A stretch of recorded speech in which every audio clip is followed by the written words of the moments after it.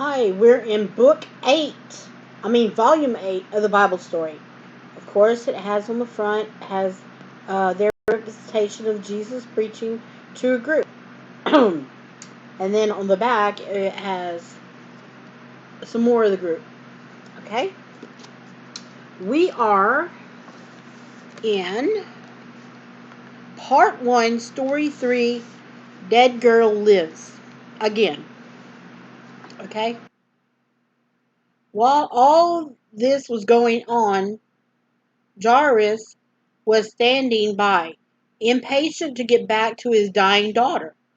Perhaps he tugged at Jesus' sleeve, urging him to make haste.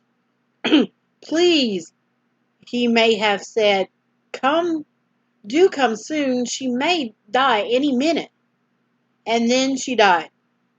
And then she was dead. A messenger pressed through the crowd, bringing Jairus the sad news. Your daughter is dead, he said. Why trouble the master any more? People around said, oh, and began to say how sorry they were. Poor Jairus just stood there, too sad to speak. Tears rolled down his cheeks. He had loved his little girl so much. Jesus looked at him in great pity. Don't worry, he said. Only believe. Then he began to walk towards Jairus' home again. There wasn't much use for him going there now. Jairus thought, if only that woman hadn't stopped him, then he might have been on time. And what did Jesus mean by saying, don't worry, only believe? The child was dead. What could he do now? What could anybody do? Say, bury the poor little dear. The crowd tried to follow tired. Uh, the crowd tried to follow Jesus, but he asked them kindly, but firmly, to go away. it wasn't. It wouldn't be proper for so many to visit a home so full of sadness. Peter, James, and John could go with him, but no one else. He was quite strict about it, and the people obeyed him. As the little group drew near to Jairus' house, they saw a strange sight. Many of the neighbors were trying to push their way through the front door, but couldn't get in. The place was crowded with people. Some were friends of the family, some were just sightseers. From inside came sounds of weeping and wailing. It was a custom in those days to employ mourners who made awful noises at funerals, and these were doing their part well. In other words, they had some hired people uh, crying, crying, and they wept and wailed greatly, the Bible says. As Jesus arrived, the people gave way and let him in. Jairus and the 3 disciples followed. Why make such a noise? Jesus said. The little girl is not dead. She's just sleeping. The mourners stopped their make-believe wailing and started to laugh. She's dead, all right, one of them said.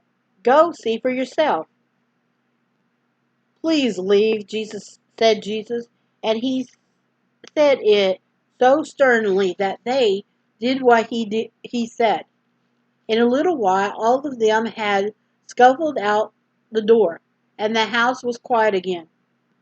Then Jesus led the sorrowing father and mother with Peter, James, and John into a room where the little girl was lying so white and still upon her bed. As the mother and father sobbed in their grief, Jesus looked down at the child in great tenderness. Then he smiled at her and said, "Little girl, I say to you, arise." And then it has a picture of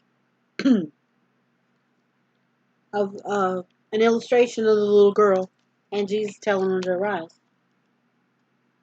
There's the illustration.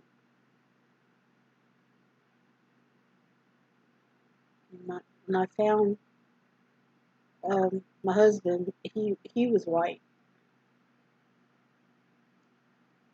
and there is the picture, the illustration. But this is after the fact. Okay, it was just as though he had said, "It is time to get up, darling," and she woke up right then and there.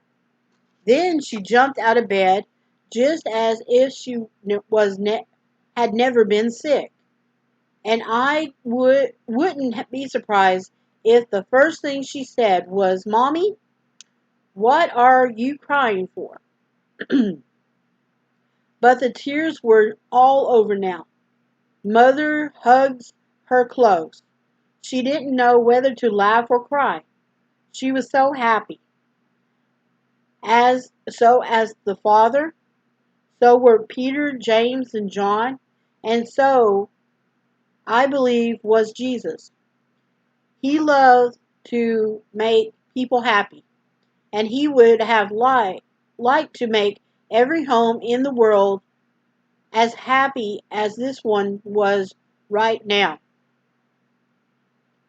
And I think to, sorry for the robot voice, but I'm trying to get through it.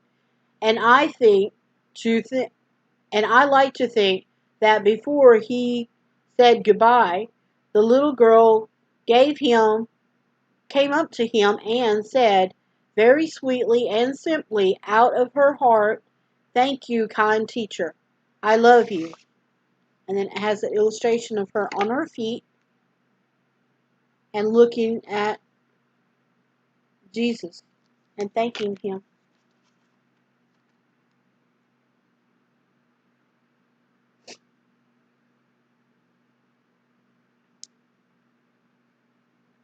And and of course, that's the end of part one, story three. So, like always, we're going to break, and then I'll come back and we'll finish reading some more stories. See you in a bit.